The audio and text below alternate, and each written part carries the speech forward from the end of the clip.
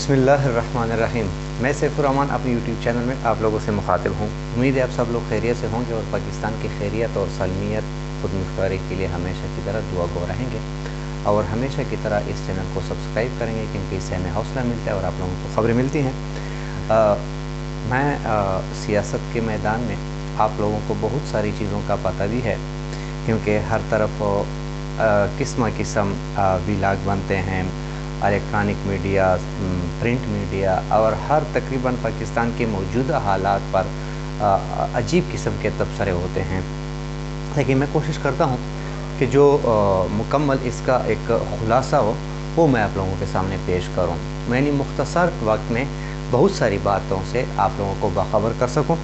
तो आज क्या हुआ, अलीम ख़ान की मेज़बानी में, जिसमें अलीम ख़ान और फिर जहांगीर तरीन और पाकिस्तान तहरीक इंसाफ के जो छोड़े हुए जो घोंसलों से उड़े हुए परिंदे हैं, उन्होंने इसमें शिरकत की और कुछ पार्टी जो है ना इस पर बातें की नई पार्टी के हवाले से।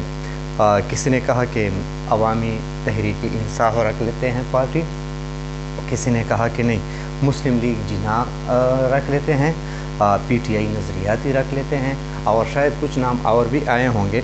लेकिन 2-3 दिनों में ये ऐलान मुतवक्के हैं कि ये ऐलान भी हो जाएगा, पार्टी का नाम भी, और इलेक्शन कमीशन में रजिस्ट्रेशन के लिए ये सब कुछ मामला तय हो जाएंगे।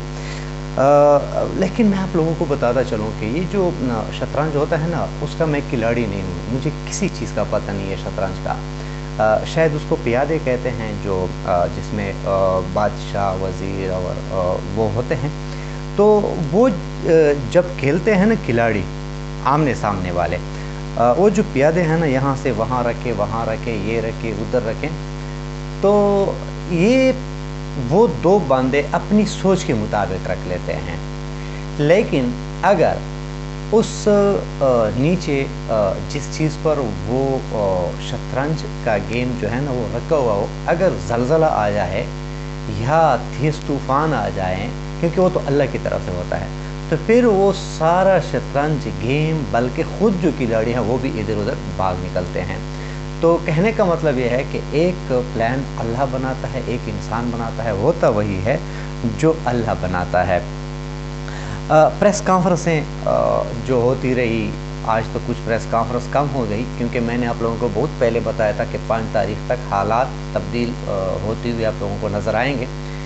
तो अभी प्रेस कॉन्फ्रेंस मजाक बन गया है, कोई आके फ़ीस देता है और न किसी को पहचान होती है, ये कौन है, कहाँ का है, क्या नाम है, मैं PTI को छोड़ देता हूँ, और वही स्क्रिप्ट जो लिखा हुआ है वो भी लिख कर आते हैं, क्योंकि TV उसको जो फ़ीस अदा करके वो फिर मतलब है TV पर आ जाते हैं, क्योंकि PTI छोड़ने के लिए तो फिर उसको बहुत सारी कवरेज मिलती है। तो ये एक बहुत अजीब किस्म की एक मजाक अब बन चुका है। लेकिन बाहर क्या, आज एक नून लीगी जो गैर मशरूत तौर पर PTI में शामिल हो चुका है। हालांकि ऐसे हालातों में जो PTI में शामिल हो, चाहे वो किसी भी ओहदे, बल्कि सिर्फ इतना कहें कि मैं PTI में शामिल हो रहा हूँ, कुछ भी ना हो, वो बहुत बड़ी बात है। वजह क्या है कि आजकल PTI से जाने वाले बहुत हैं, आने वाले नहीं है, न होने के बराबर है। लेकिन ज़मान पार की रौनकें बहाल हो चुकी हैं, और वो शख्स जो असाबी जंग के माहिर हैं, उसने एक दफ़ा फिर अपने आसाब पर काबू पा लिया, और PDM वालों में बहुत परेशानियाँ और ये छा गई है। वजह यह है, बहुत सारे वकला हजरात जाते हैं वहाँ, मतलब है एक तरतीब बनाते हैं, प्रोग्राम आगे का लायामल बनाते हैं, और बहुत सारी एक्टिविटीज़ हैं जो जारी व सारी हैं। तो कहने का मतलब जो मुस्लिम लीग नूनी है, उन्होंने जब PTI में शिरकत की तो एक रैली निकाली। वो रैली इतनी बड़ी थी कि जो लिबर्टी चौक पर रात को मरियम नवाज़ का जो फ्लॉप शो हुआ था उससे भी बड़ी थी। वजह क्या है कि आप बिल्कुल कैंडिडेट तो आप निकाल सकते हैं बयानिया देकर, हर चीज़। 9 मई का जो वाक़ियात 9 मई को वो सारे अफसरदा है, क्योंकि ये सारा मुल्क हमारा है। इसमें जो भी नुकसान करेगा, यानी मुल्क का नुकसान होगा तो हमारा ही होगा, वो काबिल मज़म्मत है, उस पर कोई शक नहीं है। लेकिन जो सियासत चमकाते हैं, 9 मई को बार बार याद कराते हैं, اور اس قسم کی باتیں ہر بھی استعمال کرتے ہیں، یہ پھر مطلب ہے اللہ تعالیٰ تو باخبر ہے ہر چیزوں کا کہ آپ یہ کیا کر رہے ہیں اور کس کے لیے کر رہے ہیں۔ تو یہ میں آپ لوگوں کو بتاتا چلوں، اور اس کے لیے بھی صاف شفاف تحقیقات ہونی چاہیے کہ جو ملوث ہے اور کن لوگوں نے یہ پروگرام پلان کیا ہے یا کن لوگوں نے کیا ہے، اس کو قرار واقعی سزا دینی چاہیے۔ باہر کیا یہ میں آپ لوگوں کو بتاتا چلوں کہ جب سے یہ واقعات ہو رہے ہیں، عمران خان کے ووٹر میں اضافہ، جو ووٹرز ہیں اس میں اضافہ ہوتا جا رہا ہے، اور جو کینڈیڈیٹ ہیں وہ تو ایسے ایسا کم ہوتے جا رہے ہیں، لیکن عمران خان کے پاس اتنے کینڈیڈیٹس ہیں کہ یہ لوگ پکڑتے پکڑتے یا پریس کانفرنس کرتے کرتے سالوں لگ جائیں گے، یہ ختم نہیں ہوں گے۔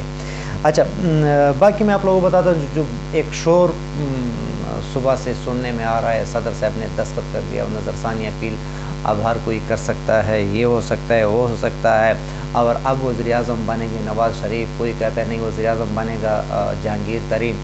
میں آپ لوگوں کو بتاتا چلوں، جو قانونی ماہرین ہیں وہ کہتے ہیں کہ اب نہ وزیر اعظم نواز شریف بن سکتا ہے اور نہ جہانگیر ترین، ان کی تو پکی چھٹی ہو گئی ہے۔ یہ فائدہ جو ہے یہ عمران خان کو چلا گیا۔ وجہ کیا ہے کہ جن لوگوں نے ایک دفعہ نظر ثانی اپیل دائر کی ہے، اس کے لیے دوبارہ یہ سہولت میسر نہیں ہے۔